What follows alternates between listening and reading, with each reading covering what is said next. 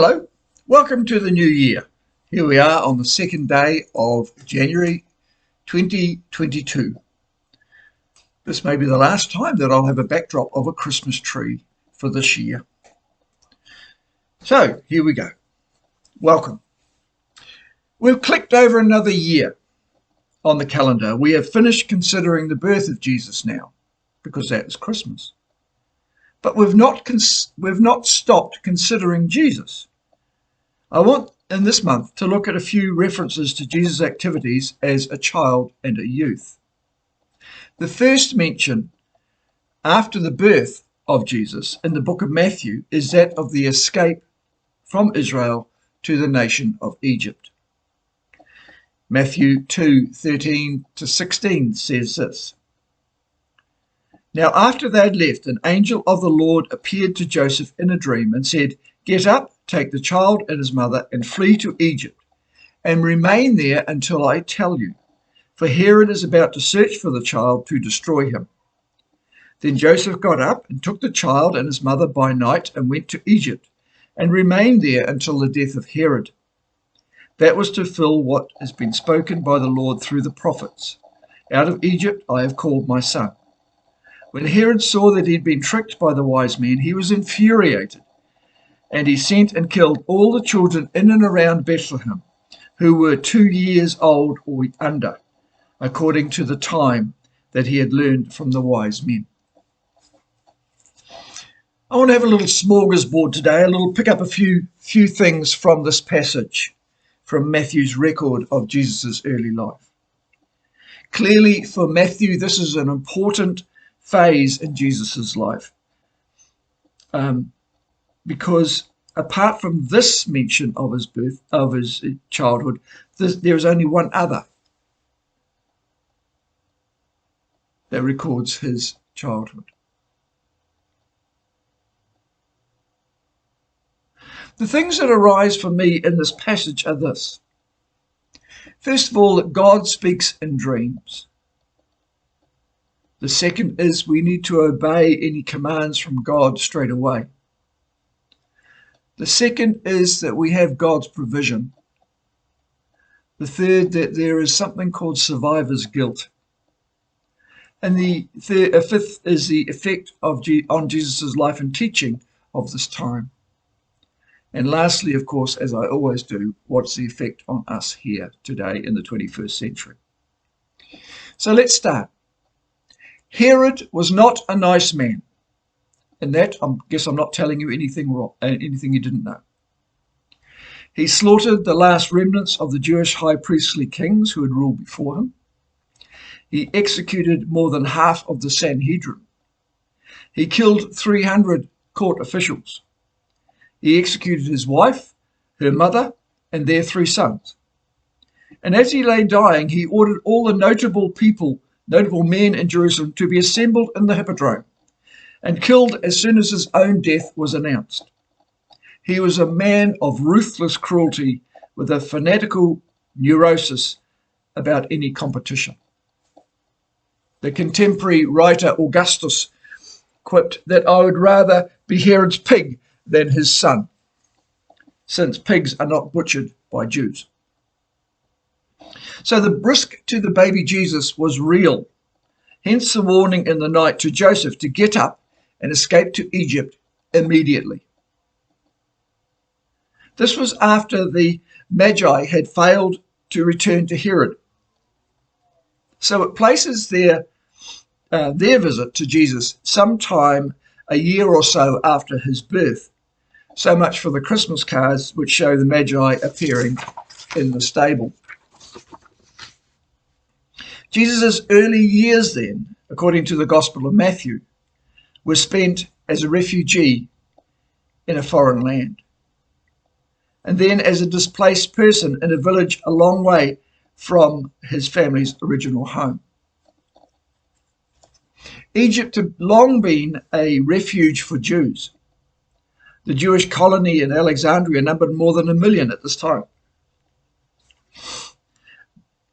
Egypt would have been a natural place in order to go to be safe and among compatriots. It had been the drought for Jacob and his sons that caused them to go to Egypt, Genesis 40 and onwards. It's the place where Jews ran to from the invading armies of the Babylonians and Assyrians as they swept over the land. So they probably went to Alexandria. But if you consider that, that is 944 kilometres by road from Bethlehem, or 501 k's as the crow flies, but because Jesus wasn't a crow, it would have been the 944 kilometres. That's an awful long way to go. So I said there was 6 things I wanted to cover. The first one is dreams. God spoke to Joseph in a dream. In fact, 2 dreams. The first dream was to go to Egypt. The second dream, recorded in Matthew 2:22, where the angel informed Joseph some years later, possibly 4 years later, that Herod had died and told him he could safely take his family home, although he was told to settle in the region of Galilee, away from Herod's son, who was then ruling Judea. But remember, this is not the first time that Joseph had been spoken to in a dream. Remember, when he learnt that Mary was pregnant and not by him, he was contemplating divorce. So that, and then an angel appeared to him in a dream and telling him to marry her and that the son was to be named Jesus. That's in Matthew 1:18-23.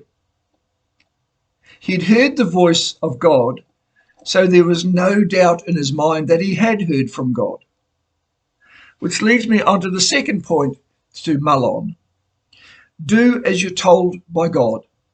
So Joseph didn't muck about in doing what he was told. He didn't second guess it. He didn't lay out any fleeces or wondering whether he'd heard it wrong. What he did is he immediately got up, got his family up, loaded up the donkey and gathered whatever they could carry, and away they went. He heard the voice, he knew the voice, and he obeyed it. But interestingly, here's something a bit off the wall, is God's provision. God knew that the family was having to go to Egypt. So God made provision for that escape because he knew it was coming. The Magi gave Mary and Joseph portable gifts to be used. Gifts of gold and frankincense and myrrh, all valuable gifts that could be used for trade if necessary.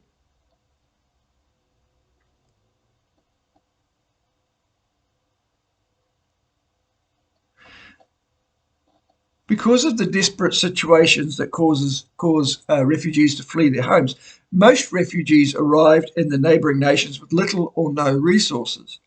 But Jesus' situation was different. Because the Magi had just presented Jesus the gifts of great value, his family likely used these resources to finance the journey to and from Israel and in their stay in Jerusalem, in Egypt, where probably Joseph continued his trade as a carpenter. In that way, you could say that Jesus was more like an asylum seeker, because asylum seekers flee their countries due to persecution, but they use their own resources to travel to the country of their choosing and then apply for asylum or protection from their chosen country. So we could say, instead of saying that Jesus was a refugee, we could say that he was an asylum seeker, but I don't intend to split those hairs.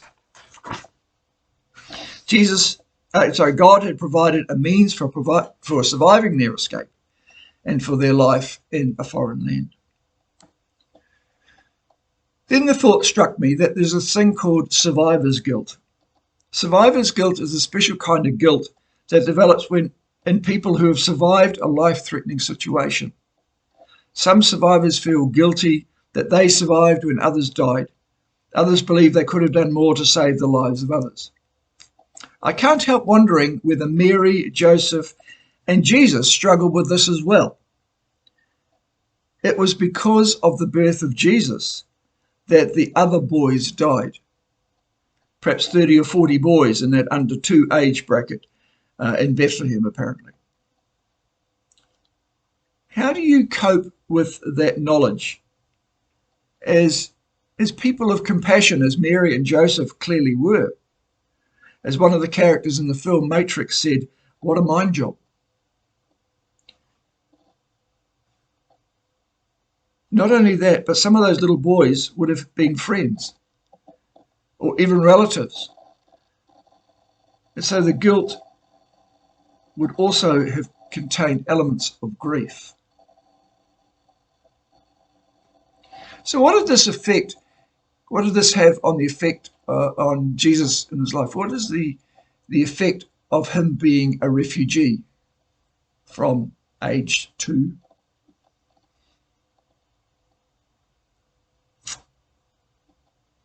If he was in that age between 2 and 4, 5, then children, in my experience, are like little sponges. They suck up everything they learn in that age group. So the legacy of being a refugee and a newcomer in a place far from home is something that probably informed Jesus' teaching. Think about some of the things he said to his disciples. He says in Matthew 8:20 and repeated in Luke 9:58, foxes have dens and birds have nests, but the Son of Man has no place to lay his head. And when he asked the disciples to go out in twos, he said to go out without a bag or a change of clothing, essentially to go walk on the roads like destitute refugees who had suddenly fled, relying on the generosity and hospitality of ordinary people whose villages they entered. Mark 6:8 records it as this: take nothing for the journey except a staff, no bread, no bag, no money in your belts. Wear sandals, but not an extra shirt. Whenever you enter a house, stay there until you leave that town. And it was the villagers' reception of these poor wanderers that showed which side they were on. He continues, if any place will not welcome you or listen to you, leave that place and shake the dust off your feet as a testimony against them. Jesus grew up in a country of Jewish law, which showed concern for the widow and the orphan and the alien. And I don't mean E.T. For example, Leviticus 18:26, as for you, you are to keep my statutes and my judgments and shall not do any of those abominations, neither the native nor the alien, nor the alien who sojourns with you. You are not to do these things against them. In the parable of the sheep and goats, he says, I was hungry and you gave me food. I was thirsty and you gave me drink. I was a stranger and you welcomed me in. All of these sayings echo back to this life experience of Jesus as a refugee, as a child. So what's the effect of that when we realize that Jesus was a refugee? The United Nations Refugee Agency puts out stats, and in 2021 reported there were 84 million forcibly displaced people in the world that year. For them, of them, 48 million were internally displaced, 4.4 million were asylum seekers, and 26.6 million were refugees. The concerning thing is that 68% of those displaced persons came from just 5 countries: Syria, Venezuela, Afghanistan, South Sudan, and Myanmar. All of them, I think, have echoes of Herod and the oppressive regime. Of those forcibly displaced people, 35 million of them were children. Wow.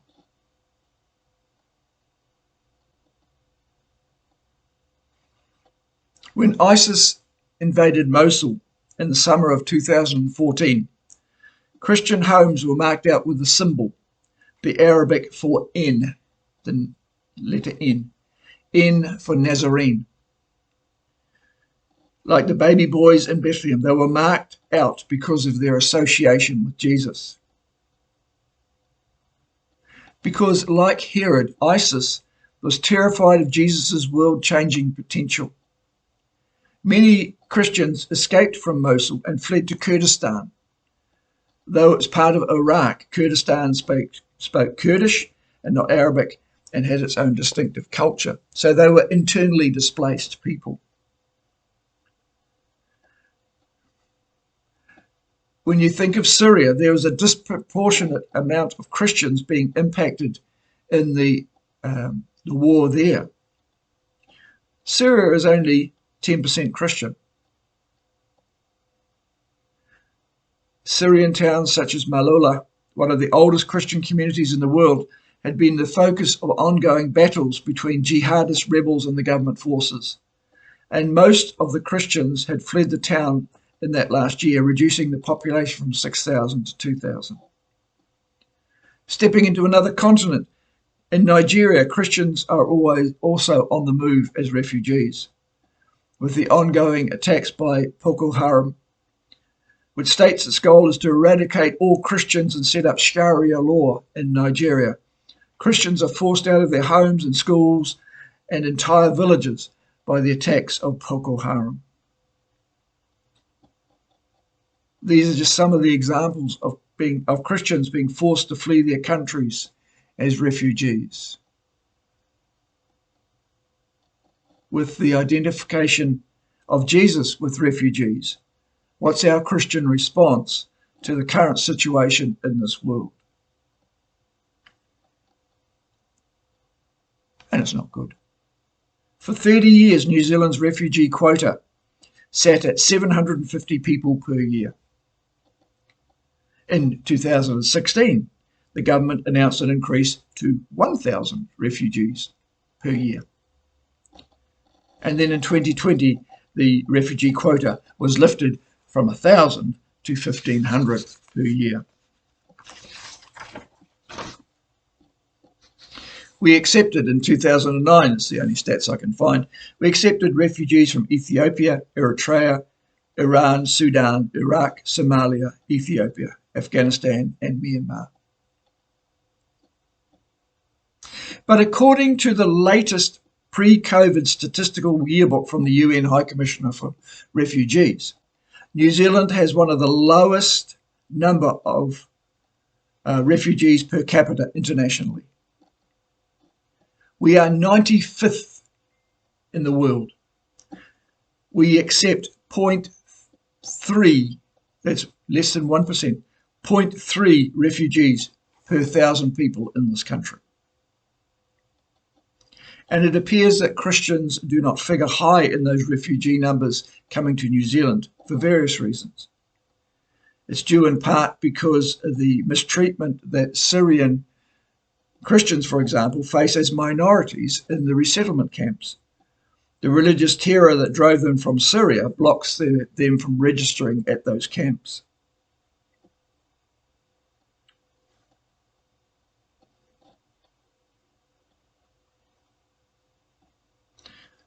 In 2020, there was a report in the local papers of a Chinese man who became a Christian after surviving a 4-story fall from a building.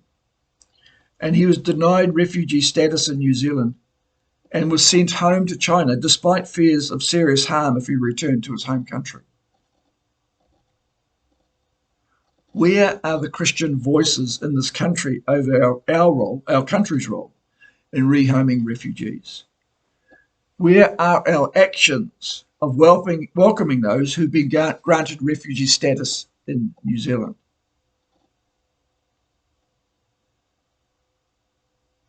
The ongoing role of the church is to strive to be the conscience of the country. Christ is the light of the world, and that's why the church voice must remain in the public arena. in this and other issues facing the world, and particularly our country. Some Baptist churches in New Zealand have put their money where their mouth is. Glenettie Baptist Church in Timaru and Southwest Baptist Church in Christchurch and Palmerston North Baptist Church are some of these. In the words of Southwest Baptist Church, in 2018, Southwest welcomed 3 former refugee families to settle in the Otautahi Christchurch area. The families came from a pilot refugee resettlement program called Community Sponsorship. 25 people had the opportunity to come to Aotearoa through this pilot. Glenettie Baptist Church in Timaru is sponsoring a young Syrian family, and the pastor, Mark Pavelka, says the refugee problem is so huge that many people feel overwhelmed. They really do want to help but don't know how. And people from all around our city have put their hands up to help in all sorts of practical ways. So it's given people a way of helping that they always wanted but didn't know how, he says. Palmerston North Baptist Church set up a trust called the Agapanthus Housing Trust. They report on their website, the seeds of the Agapanthus are prolific. Just try kill one. Very difficult. They germinate easily, and once in the garden, Agapanthus is very hard to be removed. In 2017, they say, God used a dead Agapanthus flower with a couple of seeds attached to it to challenge a member of the Central Baptist Church at Palmerston North about providing a home for specific Afghan refugee families. The idea took root, and now we are growing the number of houses we have for refugee housing. And another, North Porirua Baptist Church. A number of families have come from the Kachin state of Burma, now Myanmar, and they're part of the North Porirua Baptist Church. Some have come to New Zealand as refugees from the long-term conflict with the Burmese military in their state. And just one other. The pastor of the Waiheke Baptist Church is Roy Nu Marum, who was originally from Myanmar. She's a Kachin, and she came to New Zealand as a refugee in 2008. Roy Nu graduated from the Pastoral Leadership Training Program at Kerry Baptist College and is the pastor of the Baptist Church in Waiheke, which is really amazing because even though we're training a lot of women to become Baptist pastors, a lot of churches will not accept senior female pastors. That's an aside. These examples are not to make us feel guilty. These examples are just a spark in us that we as Baptist church members in New Zealand are not powerless in the face of the overwhelming numbers of refugees in the world. We can make a difference. So we need to think, what can we do?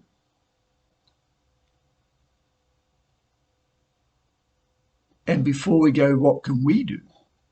What can I do? At the service, I'm showing 2 clips of songs. One's called Jesus Was a Refugee. In fact, they're both called that, but they're both different songs.